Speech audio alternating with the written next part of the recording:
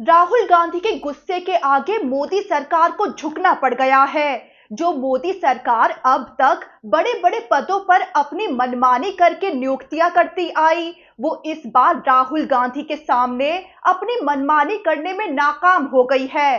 अब राहुल गांधी ने माहौल भी इतना गंभीर बना दिया था कि मोदी सरकार बौखला जरूर उठी होगी, क्योंकि पीएम मोदी के आवास पर मीटिंग बुलाई गई थी, जिसके लिए विपक्ष के नेता के तौर पर राहुल गांधी भी पहुंचे थे। मीटिंग में नए सीबीआई डायरेक्टर की नियुक्ति पर मोहर लगनी थी, लेकिन मोदी सरकार ने सोचा भी नहीं होगा कि इस बार राहुल गांधी क्या बवाल खड़ा कर देंगे और मोदी सरकार को घुटने ही टेकने पड़ जाएंगे। तो पीएम मोदी के आवास पर बड़ा बवाल मच गया, जब गुस्से में नाराज होकर राहुल गांधी मीटिंग छोड़कर ही बाहर आ गए।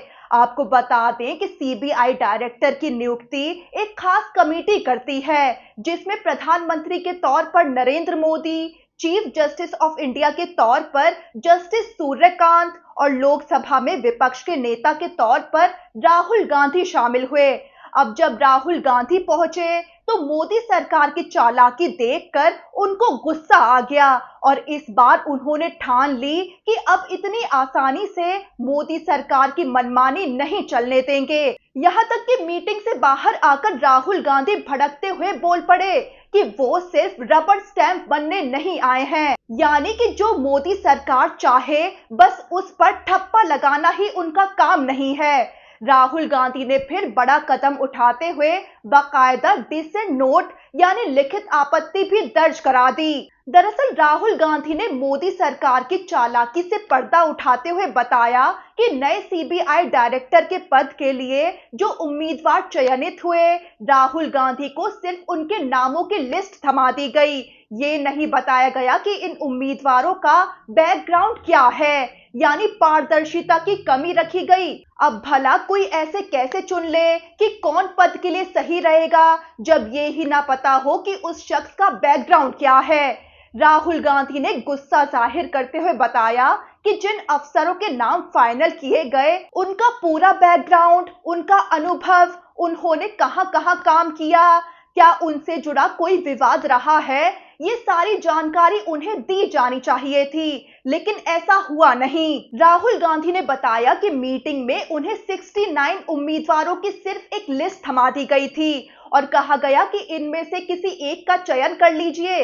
राहुल गांधी ने सवाल उठाया कि बिना पूरी जानकारी के कोई इतनी बड़ी नियुक्ति कैसे कर सकता है। आखिर किसी अफसर का अनुभव क्या है, उसका रिकॉर्ड क्या है, उसकी कार्यशैली कैसी रही है, ये जाने बिना फैसला कैसे लिया जा सकता है। यानी चयन समिति का सदस्य होने के साथ ही राहुल गांधी का हक था कि उन्हें सभी उम्मीदवारों की डिटेल्स दी जाए, लेकिन ऐसा हुआ नहीं, जिसके बाद फिर से मोदी सरकार बुरी तरह घिर गई कि वो अपनी मनमानी करके बड़े बड़े पदों पर नियुक्ति करती है और फिर सभी एजेंसियां उसकी कठपुतली बन जाती हैं, जिसके जरिए विपक्ष को निशाना बनाया जाता है। लेकिन मोदी सरकार इस बार अपनी मनमानी नहीं कर पाई। राहुल गांधी का पीएम मोदी से मीटिंग के दौरान गुस्से में बाहर निकलना और फिर सोशल मीडिया पर राहुल गांधी का डिसेंट नोट खूब वायरल होना मोदी सरकार के पसीने छुटा गया।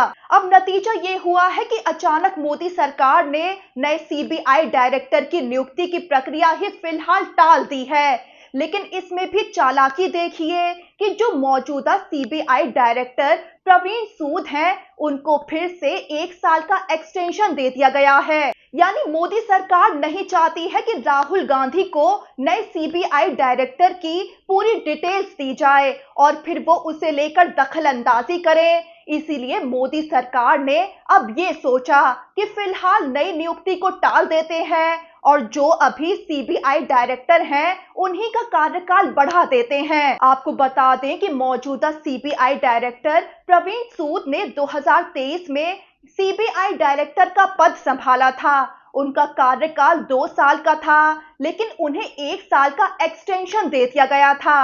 अब जब फिर नया डायरेक्टर चुना जाना था, तब भी विवाद हो गया और मोदी सरकार ने फिर से प्रवीण सूद को ही 1 साल का और एक्सटेंशन दे दिया है। अब सवाल उठ रहे हैं कि क्या राहुल गांधी की मांग इतनी गलत थी कि उन्हें उम्मीदवारों की पूरी डिटेल दी जाए, जिसके बदले में मोदी सरकार ने पूरी प्रक्रिया ही टाल दी है। आप भी सोचिए कि किसी को नौकरी पर रखते हैं तो उसका अनुभव तो पूछा ही जाता है, पुरानी नौकरी का रिकॉर्ड देखा जाता है। अब मोदी सरकार क्यों नहीं चाहती कि राहुल गांधी को ये डिटेल्स दी जाए? अब राहुल गांधी तो सवाल उठाएंगे ही, क्योंकि मामला देश की सबसे बड़ी जांच एजेंसी सीबीआई के डायरेक्टर की नियुक्ति से जुड़ा हुआ है। वहीं यही वजह है कि सीबीआई, ईडी और चुनाव आयोग जैसी संस्थाओं की निष्पक्षता पर फिर से बहस तेज हो गई है। विपक्ष लगातार आरोप लगाता रहा है कि इन संस्थाओं में सरकार अपनी पसंद के लोगों की नियुक्ति करती है। अब चुनाव आयोग की नियुक्ति प्रक्रिया को लेकर भी कितना विवाद है,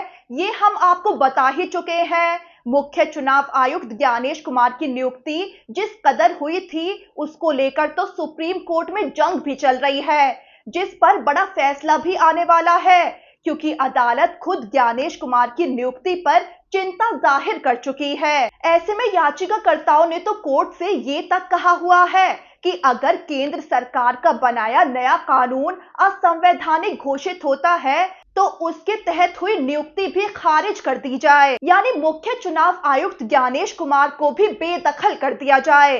दरअसल ज्ञानेश कुमार की नियुक्ति में भी मोदी सरकार ने बड़ी चालाकी दिखाई थी। नया कानून बनाकर सीजेआई यानी मुख्य न्यायाधीश को चयन समिति से हटा दिया था। उनकी जगह कैबिनेट मंत्री को जगह दे दी गई थी। और हुआ ये कि प्रधानमंत्री के तौर पर नरेंद्र मोदी, गृह मंत्री अमित शाह और विपक्ष के नेता के तौर पर राहुल गांधी की समिति ने ज्ञानेश कुमार को मुख्य चुनाव आयुक्त नियुक्त कर दिया था। अब जब मोदी और अमित शाह एक ही टोली के हो तो राहुल गांधी का समिति में होने का क्या ही फायदा। ऐसे में राहुल गांधी के विरोध के बावजूद पीएम मोदी और अमित शाह के बहुमत से ज्ञानेश कुमार की नियुक्ति हो गई थी। ये भी वजह है कि ज्ञानेश कुमार पर ये आरोप लगते हैं कि वो बीजेपी से मिले हुए हैं। अब सीबीआई डायरेक्टर वाले विवाद ने भी फिर यही पुराना सवाल खड़ा कर दिया है, क्या देश की बड़ी संस्थाएं पारदर्शिता से चल भी रही हैं या फिर उन पर राजनीतिक प्रभाव पूरी तरह से बढ़ता जा रहा है।